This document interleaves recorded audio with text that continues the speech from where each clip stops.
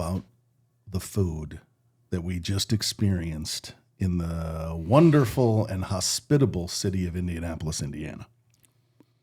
You had 2 shrimp with the cocktail sauce. Oh, I had 3. I had most of the shrimp cocktail. You had 2. There's 3 shrimp in the shrimp cocktail. You had 2. Your man card was vulnerable and fully exposed. No, not at all. That horseradish. Oh, I pumped that horseradish in. Then I even got the horseradish butter. Because you tasted just a little bit of it. Oh, so good. On what I was doing with that ribeye. So good. You didn't even eat your whole rib.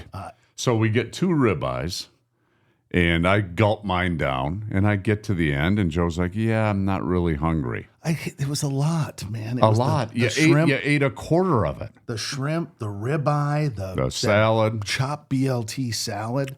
It was really good food. It was surprisingly, I've been there once before. It was really good. I've been there several times. It never disappoints. The shocker was the wings late night at Kilroy's. They were spectacular. Oh, my goodness. They do a dry rub, kind of like the Rendezvous rib dry rub if you're a Memphis, Tennessee fan. This dry rub on these wings and then the Thai chili sauce on the other ones. It was really good. We had a culinary delight. And then the hospitality didn't stop once we entered Lucas Oil Stadium. Yeah. The Colts rolled out the red carpet and didn't get into the end zone for a 24-6 Lions victory. Oh, Jared Goff. Gosh, they just wore me out. But whatever. It's all good. But as long as we're winning. If we're losing and I got to hear Jared Goff, I'm going to have a problem. If we're winning, I don't care. Yeah, we had Penei Sewell's lost cousin in front of us who was just epitome of Lions fan moron. Joe had his fist clenched. I had to hold them back. I can't stand it when your own fans are the embarrassment and bane of your existence. It was a Lions fan, and he was definitely from I would bet my left finger that he's east of I-75. Oh, you go to the east side? There is no question he's not a West Sider. Something about that Roseville / you had to bring Gary Rattan's hometown into it. Well, Roseville, they're ready to fight. They're tough. They're south of 10 Mile, right? They'll fight anybody at any time for any reason. And then the elitism. I can't stand the elitism of you West Siders running down my people from St. Clair Shores. The guy finds somebody. He's 5-6 rows in front of us. He then finds somebody like up a section, and he must have been walking up when he went up to take a piss. And the guy said something to him like, "Sit your fat ass down" or something. And then we saw him physically grope 2 women. There was 2 sexual assaults that happened to the point where you said I had a clenched fist. I'm like, are you kidding me? Is this a real thing happening this episode? That means you're a little bit east of Mound. When you start touching the girls, you're east of Mound. Well, let's bring it back to an East Sider who is legendary and is in the NFL Hall of Fame. How about the Crack Man? The Crack Man. We met up with the Crack Man on Saturday night. In a what bar was that? At the Slippery Noodle. At the Slippery Noodle. And do not deny the Slippery Noodle. Great live music. Great live band. It was very fun. liberal. Liberal with the poor. And was there someone there that wasn't a Lions fan? No. 90% of the city of Indianapolis. Now, hey, we know that the people come in from the suburbs for the game. Maybe the stadium was 60-40, 50-50. But on the town, it was 90% Lions fans, 10% Colts. I think it was 70-30. I think we had possible. 70%. But it's hard. There's a lot of blue in there, and the Colts are blue too. But when there was a touchdown or anything good or bad happened, our fans were 10 times louder. It was embarrassing to be a Colts fan, I thought. And you heard it on the radio. It was quiet. And we were listening to the postgame show, if you remember, in the parking lot that was the freeways trying to get north out of Indianapolis back to Michigan. Yeah. And that's exactly what the fans from the Colts were saying. They were saying, this is embarrassing. It was embarrassing. Lions fans took over our stadium. We got to do better. Now, mind you, they didn't have much to cheer about. They had 6 points. They had 2 field goals, no touchdowns. So it's not like they had a whole lot of reason to be happy. This is the sign of how good the Lions football team is right now.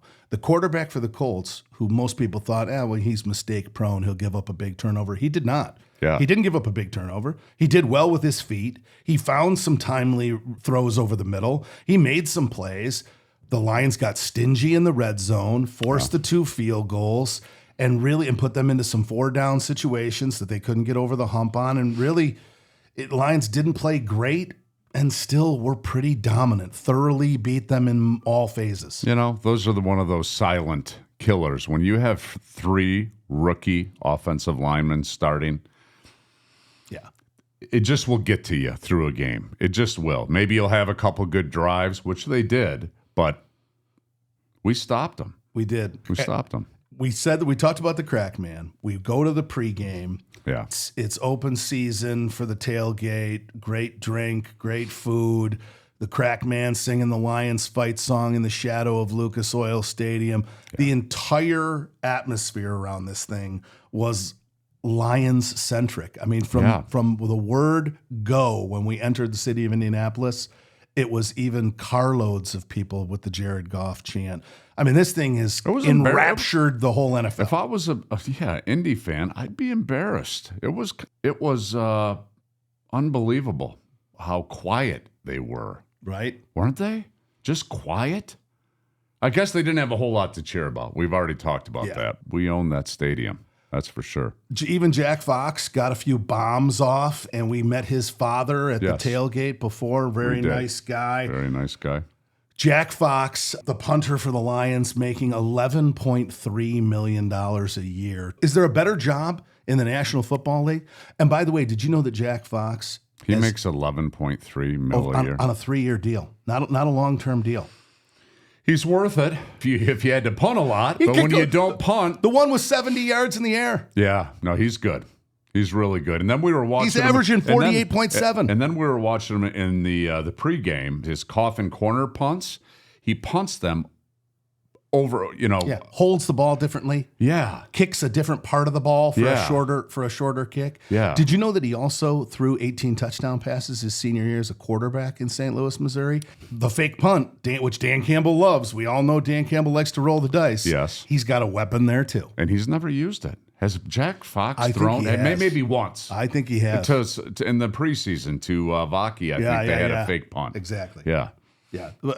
Preseason. Dan Campbell, 4th down. Maybe it wasn't preseason. Maybe it was the first game of the season. Throw the ball to the quarterback, double reverse. You never know what you're going to get. Yeah, I was watching Dan Campbell this morning talking about the game this week, and he's right. It's a division game. We're one game up, right? Yeah. On Minnesota. We're one game up on the Minnesota Vikings. They've only got 2 losses. They squeaked out another one against the Chicago Bears that we're about to see on Thanksgiving Day. Yeah. But let's get into this, all right? Because Thanksgiving Day, we have lost to the Bears 3 times in a row. We've lost overall 6 times in a row. We haven't won a Thanksgiving Day game since 2016. Is that true? That is true. We beat the Minnesota Vikings when Sam Bradford was their quarterback. In 2016, we squeaked with Matthew Stafford, a 16-13 win against Minnesota. We've lost the last 3 Thanksgiving Day games. The combination was Matthew Stafford to Anquan Bolden. Yeah. That's how long ago it was that the Lions won a Thanksgiving Day game. Wow. I just didn't think that the last couple of years. I thought we won on Thanksgiving. But the Bears have beaten us in 2018, 2019, and 2021. Wow. And we are wake-up call. And for the first time since 1934, when the Thanksgiving Day games started in Detroit, since this is... Tell us that story. Yeah, okay. Tell us that story. So the Lions haven't been 10-1. This is a good one. People keep hearing this stat. We're going to crack this or we what? Gotta crack. Let's go. Shit. Cheers. Crack them. BeerMan keeping me out. We're going long drink. Finish long drink. Very nice little grapefruit citrus. Yeah. A little kick. No sugar. You're hearing the stat. The Lions are 10-1 for the first time since 1934. And you're thinking to yourself, 1934, that's 90 years ago. It's a long time. But it's more significant than that. Because 1934 was the year that George Richards bought the Detroit Lions, which were the Portsmouth, Ohio Spartans, and moved them to Detroit, Michigan. He was a radio guy. He owned WJR.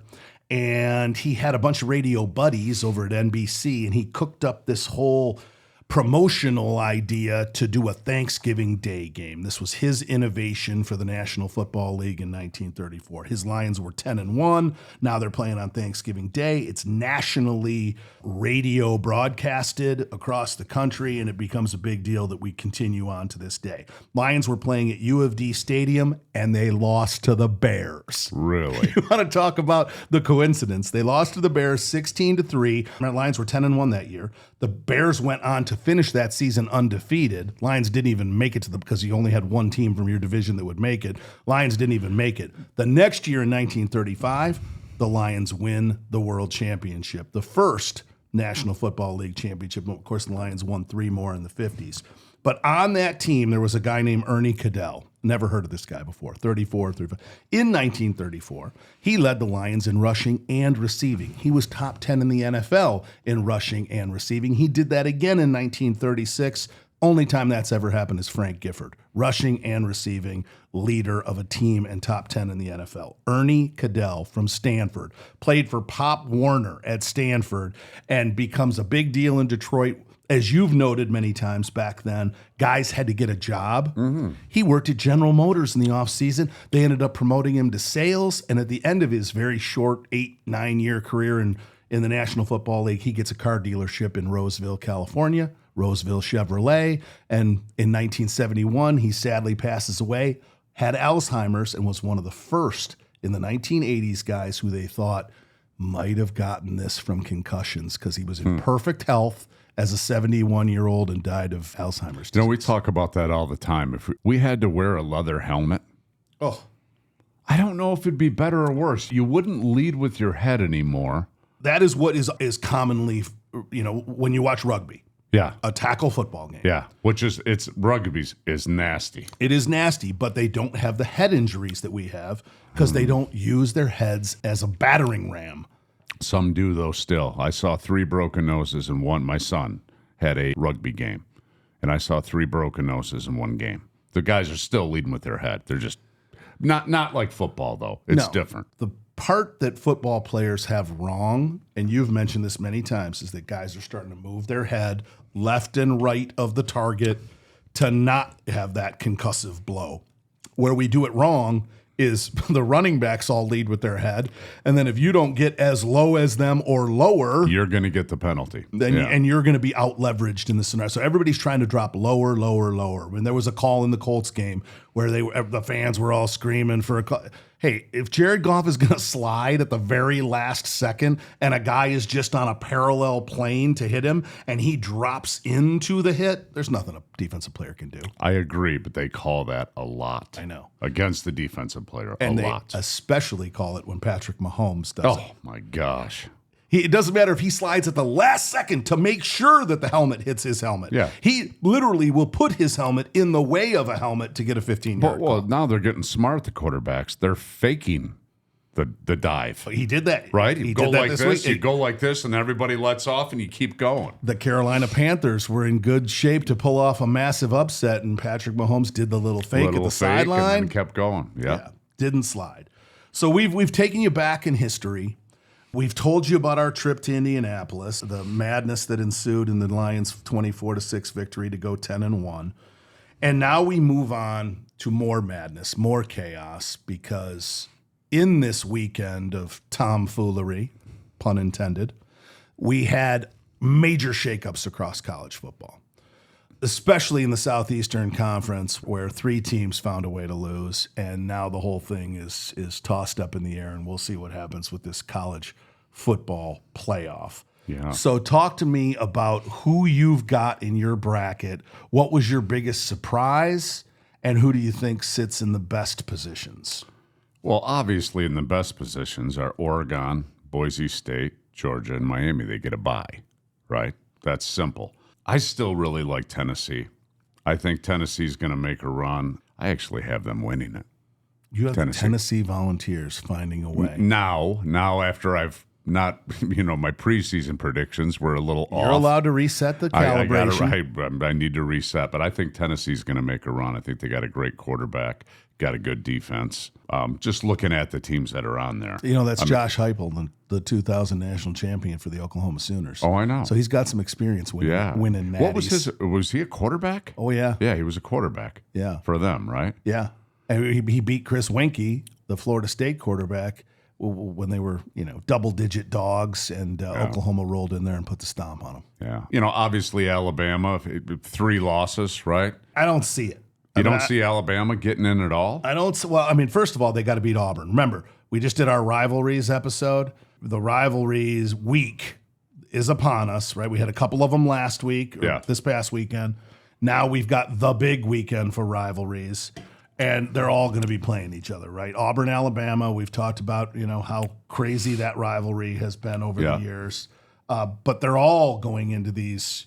Oregon looks like they're going to be fine no matter what, but they're still going to be a Big Ten championship game. Yeah. And Ohio State's still got to beat Michigan. Yeah. Something that they haven't done in, drum roll please, 1,823 days. So you're going to ride on the 50-7 victory last year, as now Michigan has a chance against Ohio State? So you're referring to the Northwestern game where Michigan did put 50 on the board and seemingly cure their offensive woes. The quarterback played better. Maybe it's just he needed some time. Davis Warren. Is it Davis Warren or Warren Davis? Because he does have 2 first names. I think it's Or Warren. does he have 2 last names? I think it's Davis Warren. Okay. I think Warren's his I'm last trying name. not to remember that because I don't. Are you going to the game? The Bryce Underwood era is upon us. Are you going to the game? No. Oh, okay. I'm not going to Columbus. Okay. I'm not driving down there for the game. That's just a fight waiting to happen. Because the Orchard Lake St. Mary's Eaglets are in the state championship game on Friday night. My alma mater, Allen Robinson, also a Detroit Lion, who is a St. Mary's grad. We will play Byron Center from over on the west side of the state. We just beat Barry Sanders, our GOAT, trophy GOAT, Barry Sanders' son Noah. We just upset him at West Bloomfield High School. He scored the touchdown in overtime. They went for 2. They missed it. We scored our touchdown in overtime, kicked the extra point to win.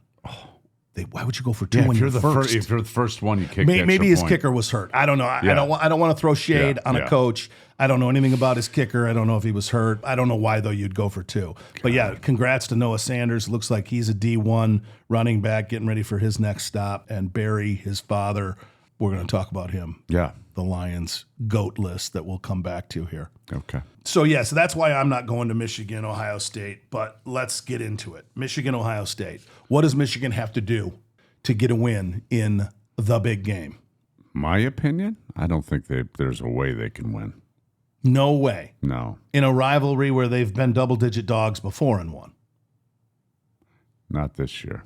Not this year. Not with that quarterback and not with the defensive people that they have at Ohio State. You do realize that it is Will Howard, the quarterback, who slid with 0 seconds left and no timeouts to lose the game to not get his timeout off in time to lose to Oregon. So it's not like this guy is infallible of making big mistakes. Or are you saying it's Michigan's quarterback that will hold them back? Yeah. Okay. Yeah. It's not Ohio State's quarterback that will win the game. No. I think they'll win the game without they could have no quarterback and just run the football. Oh. I know. Travion and Quinshawn Judkins. Yeah. I just think they're just too good. I know it's a rivalry game, but if you don't have a quarterback nowadays, the way even college football has changed, for sure in the NFL. But college football's changed so much, you can't touch anybody. They're calling penalties every play. You got to have a good quarterback. So you don't think that the ratcheting pressure of 1,823 days of having no sweetness, nothing tastes sweet at Ohio State when it's been 1,800 days plus since you've beaten the Michigan Wolverines? What's the line? Oh, it's going to be 20 plus. 22. I don't think so. I think it's going to be 20. Whoa. Is it out yet today? Whoa. You know you have a bet with somebody. Is it out today? Do you know you have a bet with somebody? I think we have a $20 bet. I think it's 22 and a half. 20 and a half. I Son win. of a no, you don't win. Yes, yet. I do. No. Oh, it's the closing. It's right. a closing line. You need a lot of action to beat me, though, buddy. I need some people. Get out and bet. So Tom and I set a bet. If it was anything between 20 or 22 and a half, I get it. If it was 23 and above, 20. he gets it. 22 and a half and above. You get the 22 and a half? Yeah. Okay, so you got 2 full points. That means $4 million It's coming. needs to go on the money's coming. Ohio State Buckeyes. The money's coming on game day.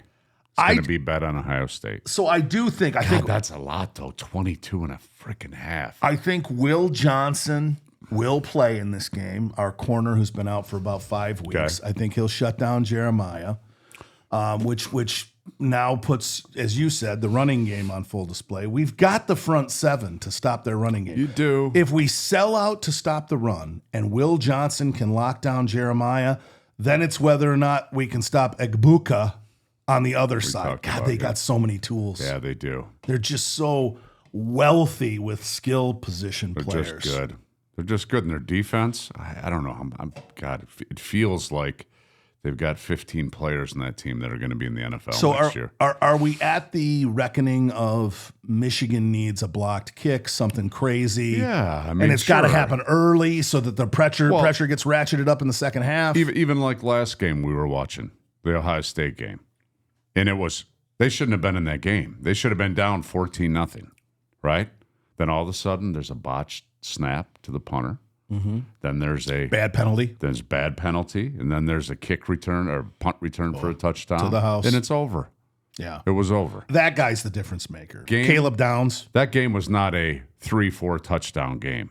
They were good. Yeah, so Indiana was good. Caleb Downs is the transfer from Alabama. He is an eraser of hope and joy on the defensive side of the ball. He locks down half the field. You're going the other direction, and then he gets to touch the ball in the return game, and he's electric. Yeah.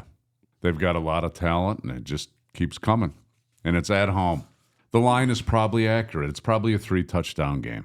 So there are 5 marquee matchups that have been highlighted on the schedule. I think there's more. Rivalry week brings this kind of madness to college football. We just covered the big game. The other games that are in focus are Georgia at Georgia Tech. This one could cause insanity because Georgia has clinched. They are in the SEC championship game. Correct.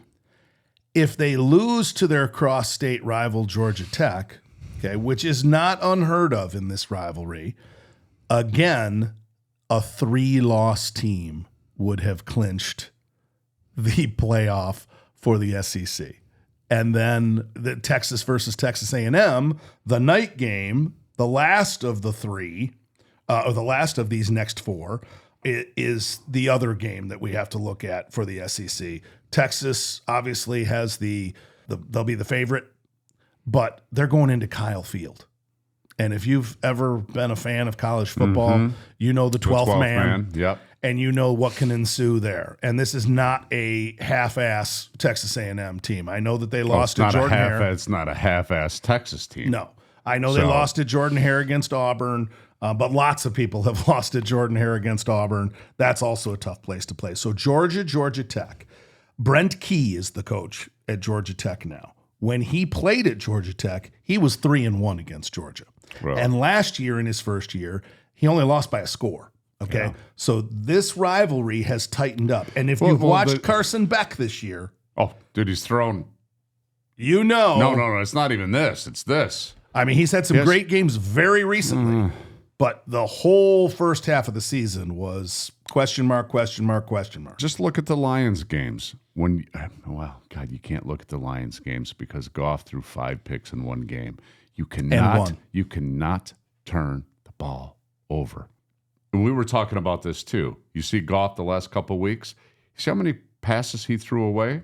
10 a game? Yeah. That's a lot. Most quarterbacks don't throw away 10 passes a game and just throw it into the ground. This week, he was especially judicious. This is the game managers, and this is what Carson Beck needs to learn from Jared Goff and other people. They know the mood of the game. And in that game, the Colts just were not going to get in the end zone very often. No. So don't do anything stupid and make it easy on them. Correct. Carson Beck hasn't learned that, and Georgia Tech will teach him a lesson. Yeah. Georgia Tech. Kirby Smart's smart, though. Kirby Smart knows that you can't turn it over. I mean, I saw a couple times on the side. Wait, now all of a sudden coaches matter? I thought players play, and coaches were just an accent. No, I mean, they matter a little bit, but not as much as a player. I'll tell you that. Here's a little statistic for you. Bulldogs of Georgia just gave up 226 yards to UMass. Georgia Tech, when they rush for over 190 yards as a team, which they do fairly often, they haven't lost this year, right? Really? So running the football, if Georgia allows Georgia Tech with that quick fake traps and counter scheme that Georgia Tech runs. Kind of the wing tee, but not. It's a version of it. They've got their version. Yeah. It could be trouble for Georgia. So we'll put that one aside. That one is also a late game. Those games both go off at 7:30. It's at Georgia Tech. It's in Atlanta. Texas versus Texas A&M. It's in College Station, right? Those games could both go upsets. We already talked Michigan. Then you've got South Carolina at Clemson. Another interstate rivalry. Clemson needs a win to get into and South Carolina's played great this year. They've lost some games too, but they've played really good. They've beat some good teams. Beamer has definitely Shane Beamer has turned it around there. Son of Frank Beamer. Dabo hasn't lost to him though. All right, so Clemson's got the upper hand in the recent era of this rivalry. It's a noon kick. If Clemson wins and Miami loses, Clemson is in the ACC championship against SMU. SMU and Brett Lashley have locked it up. They're in. Okay. Miami, Syracuse. Now, that one's not one of these marquee matchups, but let's talk about it. Cam Ward has been fantastic, but let's face it. Miami, as a team, roller coaster, just barely squeaking against teams that they should pound. And who did they lose to? Georgia Tech. Right? So when we look at this now, Miami's got to go to Syracuse. They got to play in that dome. Syracuse is not that bad. 8-3. No, they're not bad at all. 8-3 with some good wins. They got that Ohio State quarterback transfer, McCord, who's about to throw for over 4,000 yards. He's about to become the all-time leading passer at Syracuse for a season. This Fran Brown, who's the coach there, was a Georgia defensive backs coach with Kirby Smart last year. They're 8-3 at Syracuse. They think they can win this game for sure and get into a New Year's Day bowl. Yeah, I don't think Miami's defense is that good. I've watched them a few times. They just let up a lot of big plays and make a lot of mistakes, a lot of penalties. Which would open the door for Clemson to get in if Dabo can beat South Carolina. Again, it's at Clemson. Then you've got the big one. Notre Dame is at USC. USC has only lost one game at home, and they lost it to Penn State in overtime. They took the Nittany Lions to overtime. That's their only loss at home. Notre Dame's coming into USC. I thought that Army was going to give Notre Dame problems, and they gave them nothing. Notre Dame's maybe they're better than I think they are, even though they lost the one game to, was it Bowling Green? Northern Illinois. Or Northern Illinois, I'm sorry. Oh, my goodness. I like Notre Dame in that game. I like them too, but everybody does. They're the favorite. So the quarterback switch from Makalava to I can't pronounce the kid's name. Moss is out. This kid's in. They've won 2 games. They just beat their crosstown rivalry in their rivalry week at UCLA last week. Notre Dame's coming into their field. Penn State in overtime. Penn State's legit program. I think USC could pull that off. Then does a two-loss Notre Dame team still get into the CFP? I think so. In your last game of the year, an independent that didn't have to pay a conference schedule? Well, let's stick with Penn State. But it's Notre Dame. Let's stick with Penn State. Penn State plays Maryland. You would think, okay, that's a runaway. Right? Not so fast. Yeah. These are those sneaky games. Indiana plays Purdue. Penn State plays in the Big Ten and in the SEC, Tennessee. You already wrote them to the national champion. They got to beat Vanderbilt.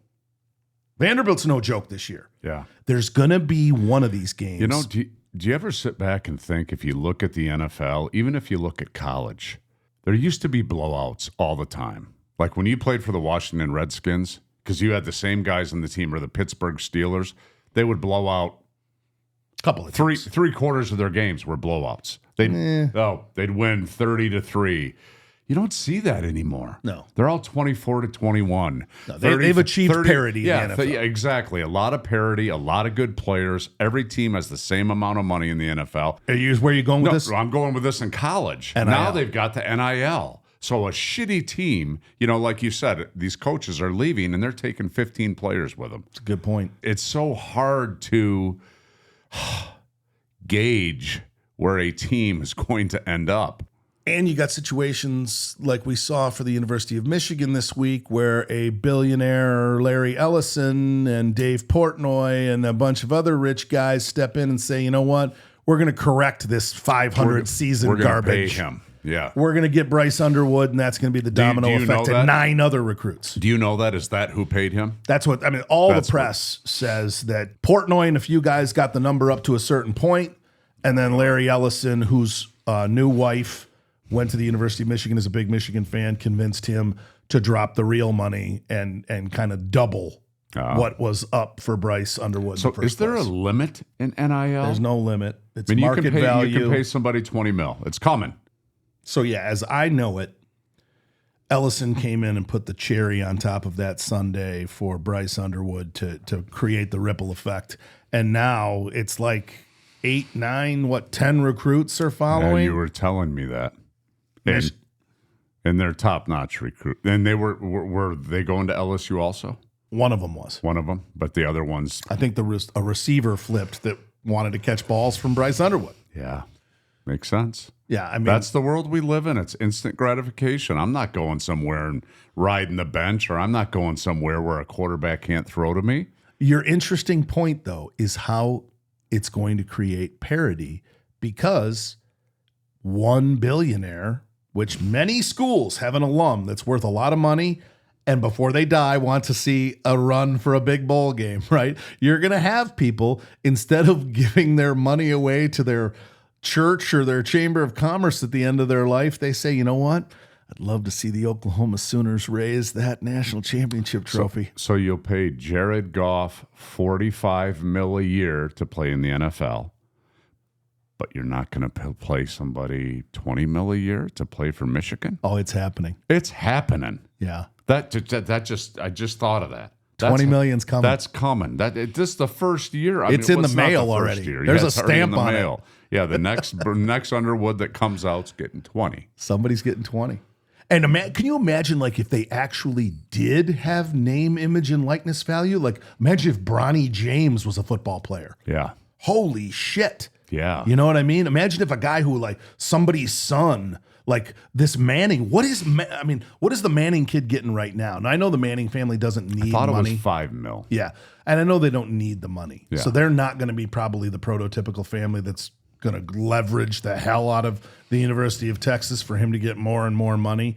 But there's going to be a kid like that. Yeah. Right? There's going to be a game changer. Like, does Michael Vick have a son? Yeah. Right? Deion Sanders, obviously, Shador got big money. But there's going to be another kid like that. No question. And they're going to get $20 million. I don't know. Maybe they'll get more than an NFL quarterback. Well, why not? Well, why not? If you commit to me for 4 years, okay, you commit to me for 4 years that you're not going to leave. I don't know if they can do that, but I'll pay you $8 million a year. For Larry Ellison, that's chump change. It is. That's a portion of 1 month's interest he makes off of. He can find that money in his couch, and I'm not talking about the couch at home. In his pocket. The couch on the jet. His fucking pocket. The couch on the jet. Yeah. He can find that money. Yes. So Alabama plays Auburn.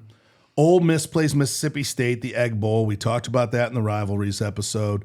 Missouri plays Arkansas. Missouri's got to win that game. Arkansas is no joke. Missouri is, again, they're another one that's on the fringe of this 3-loss SEC teams.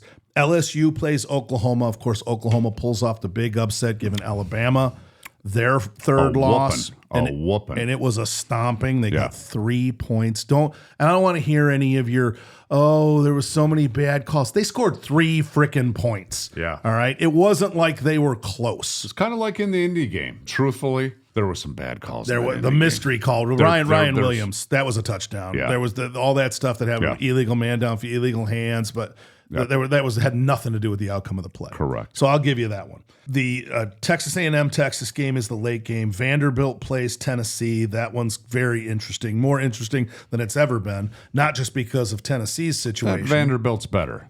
They're better than they have been, and has already pulled off some upsets. Yes. Right. So yeah. So we got a bunch going on here. The one team that kind of makes me scratch my head in this is that Boise State team. All right, so you think they deserve to get the bye?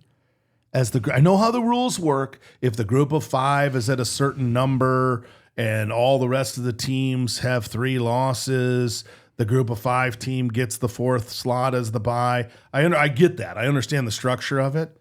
But does Boise State really deserve the bye in week 1? I think so. They're in a big conference. They don't play the best talent in that conference, not like the SEC, but you can't make it that it's, well, why don't you just make the, 3 teams from the SEC then? Yeah. You can't do that. You've got to give everybody an opportunity, and that's why they have the playoff. How big do you want to make it? They already have 12 teams, right? You can make it 20 teams or something, and then everybody gets in. But no, I think it's fair. I look at the Big 12. Obviously, that conference is also a mess. It's going to come down to a number of scenarios. I think Boise State could win that conference. You know what I mean? Like, Boise State needs to figure that part of this out. The Ashton Genty, I think, should win the Heisman Trophy. I know that there are people who are going to say that the two-way player, Travis Hunter. Oh, you don't think he's the best thing you've ever seen in college football? It's an anomaly to have a two-way player play as often as he plays at the level of excellence. And as well that he plays. I think he's a shoo-in for I think he is. What if Ashton Genty breaks the all-time record? He's already over 2,000 yards. Doesn't mean that he's a better player. Over 2,000 yards. He plays in it. Well, now, one of now the best yards now per we're going to carry. go to the shitty division, shitty competition. It is competition. Do they really? Yeah. So now I'm contradicting myself in the next sentence. Do I think they have is Colorado's competition much better? No, not really. Colorado and Boise State are very comparable programs. It's weird for me watching Colorado because you're watching 3, 4, 5, maybe 6 NFL players, and the other players are not that good. Like their offense, defensive line are not that good. No. And now you're in a situation in the Big 12 where Colorado and BYU have both lost their control over what happens. Now a bunch of stuff has to happen. Fine. And Iowa State probably, they got to beat Kansas State. They're at home.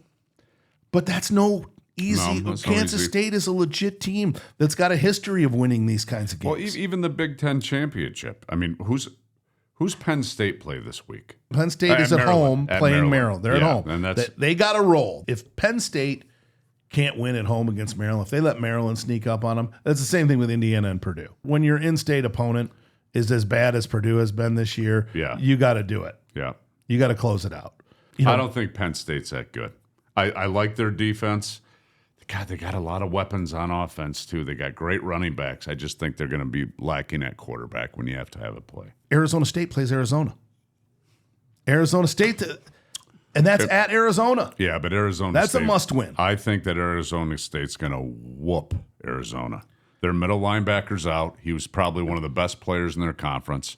Their quarterback's hurt. Their running backs are okay. From Arizona, I've watched Fafita. I've watched 3 games of Arizona this year. Is Fafita out? Did they rule him out? I don't know if he's out. Because Fafita and McMillan are legit. If that combination plays, then I think Arizona's got a legitimate shot. I actually think one of the best running backs out there is the Arizona State running back. Scatterbo. Yeah.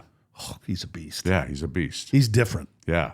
Like you don't see a guy his size and his stature. A white boy who's thick-necked. Yeah. Right? I mean, he's not a... It kind of looks like you. A bit. But he's even shorter. Yeah.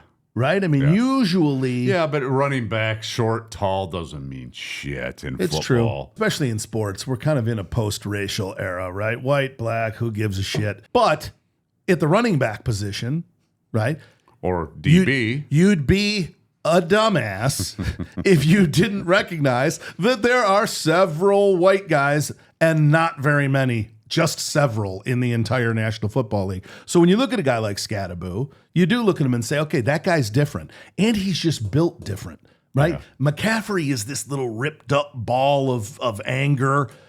Scattaboo is kind of thick. Yeah. I mean, he's almost got like this linebacker build at a 5'8" running back position, and he punishes people. Yeah. I like Arizona State. I do think that they'll roll. I think they're going to roll over them. I don't think it's going to be close. And I think they figure it out. I think they're the dark horse that sneaks into this playoff. I'm looking at the playoff now and breaking it down. Does Oregon have the easiest road now, or because they don't really even? I mean, obviously they want to win the Big Ten championship. Yeah. But even if they lose it, I mean, they're still in. They're only going to have one loss. Probably. Is there a world where an Oregon team says, I don't even care about the bye? I'm just going to go. No, you don't think that nobody's going to sit anybody in this Big Ten championship. Everybody's going to play for the bye. I think so. I mean, you see people sit all the time at the end of the year, especially, there's players that just said, I'm going to the NFL. Right, I'm not blowing out my knee. I don't care I don't care if I'm playing the national championship. I'm not playing. That would be crazy. It happens. I know it has happened, but it's very rare when you're in the national championship. I would agree. But what I'm saying is, in this case, with the new playoff format, Oregon's in, win or lose. Yeah, and you've already beaten Ohio State. Right? Like, do you even? I mean, that goes back to the difficulty of coaching in this NIL thing. Right? Yeah. You get money involved, and, we sit here and we talk. When we went to college, we had no money. I mean, negative money. Negative money. And if we had money, it's called debt. If we had debt. If you had money involved, will that have changed the way that we play? Yeah. Life-changing money? $5 million? Yeah. $1 million. $100,000. Well, here's where it happens. It's in your decision on, do I go to work out the extra workout? Do I work out the extra time? Or do I go study? If the NIL money was paying to the point where the career could wait on hold, you're going to prioritize the cash, which you're getting paid to play football, versus the studies in some cases. The funny thing for me, when Saban retired this year and he gave us, talked about his wife having all the parents over and all they talked about was money. He realized that his way of coaching no longer works. No, the levers. It's done. He said no. When you can't pull the levers that you've been pulling your whole career. Yeah, Bobby Knight say ass on seat, sit on bench. He goes, there's nothing that gets people motivated than your ass on the bench. Yeah. You going to bench somebody now? They're gone. Yeah. They'll leave mid-year, and they'll leave with their money. Just for you embarrassing them. Yeah. Yeah, I'm done. I don't want sensitive. I don't want to do snowflake. Correct. Delicate flower. Correct. Yeah. It's not what it once was. No. But let's look at the bright side. Maybe it's the parity. Maybe it's the better football games. Maybe it's the playoff. I still believe there should be NIL money. Yeah. Why not? You're generating all that revenue. You should get paid. We're going to get back now to the Detroit Lions. Okay. Because we do have to have a GOAT list. Every GOAT quest, Okay. What I want you to do, because this has been such a fantastic episode already, I want you to open up your pores. I want you to dilate the pupils. And I want you to let some GOAT quest love wash over you. Because we're about to get into the Detroit Lions, your team. You are an alum, even though you don't go to the events, and a lot of people were ripping on you about that at the Crack Man's tailgate. They were. You don't go to enough alumni events. I'm going to start. You're going to come with. Okay. Will you come with? You'll come with. I'll be your caddy. You'll be. I'll carry your clubs. Yeah. It's always driver. We're only hitting driver at this thing. Right off the deck. We're only hitting driver and putter. We got two clubs in the bag. So here we go. The Detroit Lions GOAT list all-time team. And let's save running backs, because if we go right into running backs, then obviously we have a running back that we're pretty sure is one of the greatest of all time. I've got my top 10, but out of my top 10, I've got a lot of guys I played with. Lomas Brown, 6-time Pro Bowler. Herman Moore, 4-time Pro Bowler, great leader, really good guy. I got Spiels on here, my buddy Chris. We worked out every day, and I didn't play as much as him, obviously. 4-time Pro Bowler, great player, great leader. Now we get into the top 10. And I really don't know how I don't have Benny Blades in the top 10, just because there were so many good football players that I looked up. Oh, my God. The that Detroit played in Lions. The 50s. The Detroit Lions have 5 DBs that are in like the top 50 of all time. Benny Blades can't get in the top 5 with this group. I know. That's what I'm looking at. But my number 10 guy is Billy Sims, 1980 Rookie of the Year, 3-time Pro Bowler. So sweet. Yeah. Hooks, Great player. Texas. My next is Yale Leary, 9-time Pro Bowler.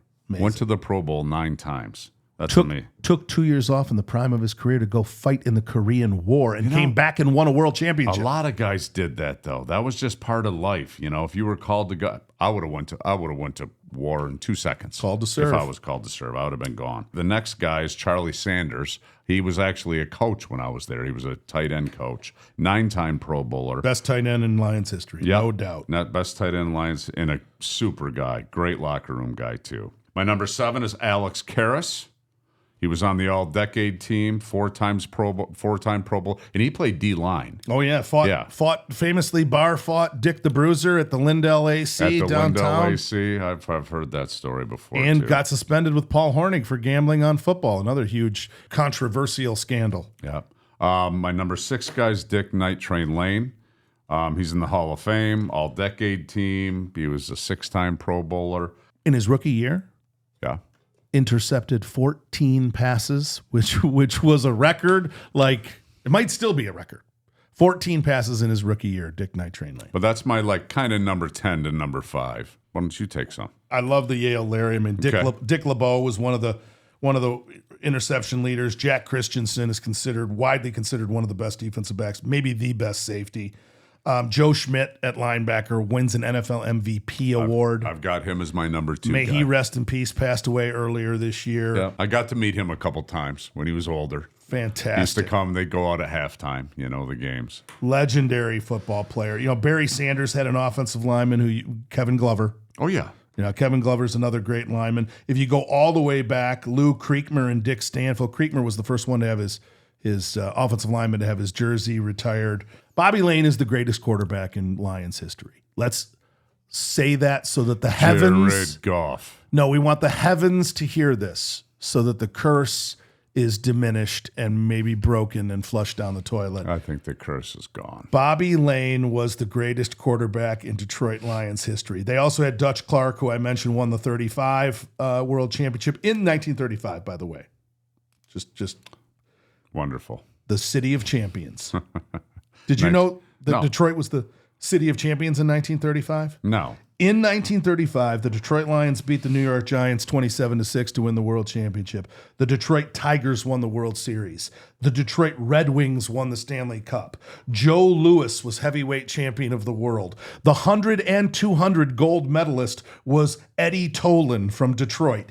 And Gar Wood was the first man to go 100 miles per hour in a speedboat and was world champion of boating. Did you meet any of those guys? I did not. 1935. They were dead before you were born. I was in the building once with Joe Louis for a Kronk fight when I was very, very young. But I did not meet him physically. So 1935, City of Champions. Getting back on target, Doak Walker, another one from that one of the greatest running backs. I mentioned Ernie Cadell for those 1930s teams. But bringing it up to what we know of today and guys who we remember, Ndamukong Suh. One of the most dominant defensive linemen. Would I put him? Yeah, I think I would. Everybody, we've talked about this before too. Do I want a defensive lineman that's nasty, that stomps on people's arms? Yeah, that's what I want. That's exactly what I do. I want really a guy want somebody who's terribly mean and vicious and ferocious. Yes, it's I war. do. It's war. Did he get away with some stuff that he, or did he get caught doing some stuff that he shouldn't have? Sure. But he was just a nasty guy. There's a lot of guys like that in the NFL. We brought up Jack Fox earlier today, 48.7 punt return average. The specialty units get overlooked. You've mentioned Jason Hansen, the Lions' all-time kicker. And Mel Gray. Jason Hansen and Mel Gray are in the top 20, probably. I would say Mel Gray might be top 5. I mean, you got Hester for the Bears. You got Deion Sanders as a return man. You got Mel Gray. You got Billy White Shoes Johnson. Yeah. Like, who are we missing off of? I don't know. one of the best return men of all time, for sure. I tell you what, as far as hitting the hole with no fear, I've never seen anybody do it like Mel Gray. And you were out there with him a lot. No. I saw him get knocked the fuck out about 4 or 5 times too. I mean, I didn't know he was tough. Oh, tough son of a bitch. No. He got knocked out like 4 or 5 times by like a 260-pound linebacker, and he didn't see him coming because he would just hit the hole and go. But that's also how he returned a lot of kicks for touchdowns because he hit the hole, fearless. Gone. Yeah, he was fearless. Yeah, he really was. So obviously, Calvin Johnson, Megatron. Yep. You mentioned Herman Moore. I'm going to mention Megatron. The crazy thing about this is, even though they're very young in their careers, and we should have mentioned Lem Barney too. Did you say Lem Barney? I got Lem Barney on here. Yeah, I got him at number 4. There are guys that are in focus if they continue on their careers from this team right now. Jared Goff is going to get in the conversation. Mm-hmm. Matthew Stafford was a great quarterback statistically. From a winning standpoint, he had to go somewhere else to get a win. Yeah. Jared Goff, if he can close the deal this year, puts himself right in the conversation. Laporta. Yeah. I mean, is good. He's Amon St. Brown. Yeah, but they're unfinished business. It's 2-3 years in, but no, Amon-Ra St. Brown. Penei Sewell. I have not seen anyone cover him, and they're double teaming him now. They can't cover him at all. 3rd and 5, he's getting the ball. You can't cover him. He's just too quick out of his break. Amon-Ra. Amon-Ra. I want that to be the new cheer. But when we talk about these guys, you go across the board. Penei Sewell, Zeitler.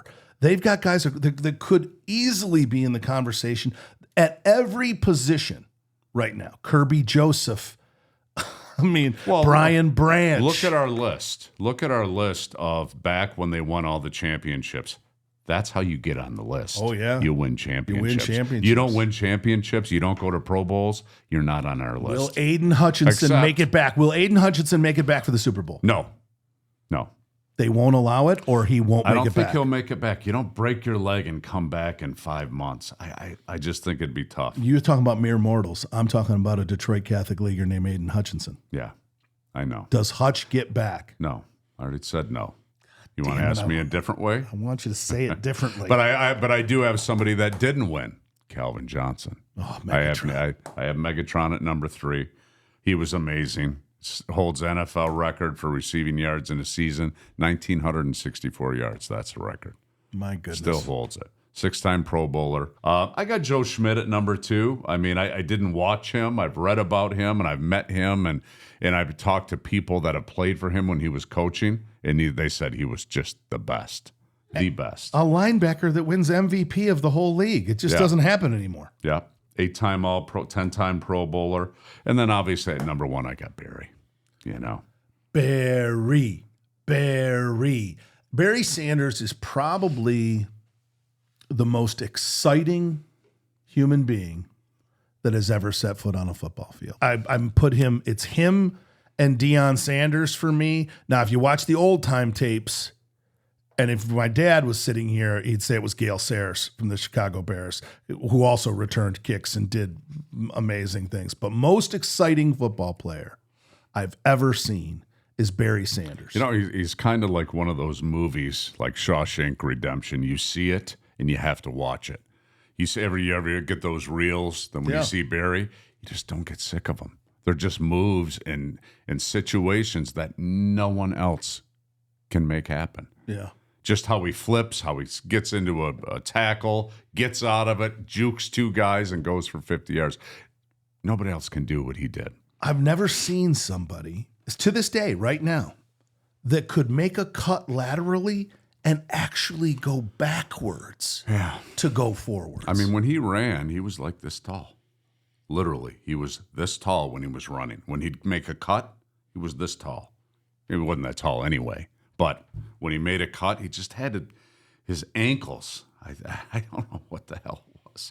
And his ankles and his legs were going full speed when he was this far off the ground.